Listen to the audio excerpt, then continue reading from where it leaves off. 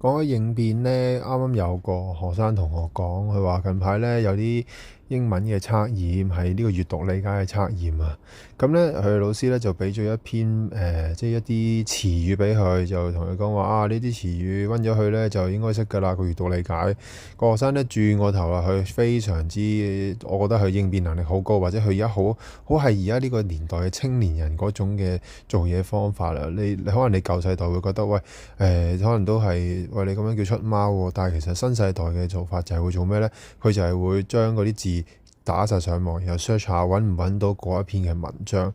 你問我咧，呢一個方法可能你喺舊世代嘅人，你覺得係出貓，但係喺新世代其實呢個就正正係幫佢慳咗啲時間，然後其實佢都係用緊佢嘅一啲方法去面對緊一啲困難或者問題喎。所以咧，我聽到之後咧，其實我係調翻轉，我係讚佢嘅，話喂，好嘢喎，你用啲新方法去面對喎咁樣。反而呢一啲係咪就係我哋應該新一個世代或者而家想喺呢個世界個生存嘅人要有嘅裝備嘅一啲嘅想法或者能力呢？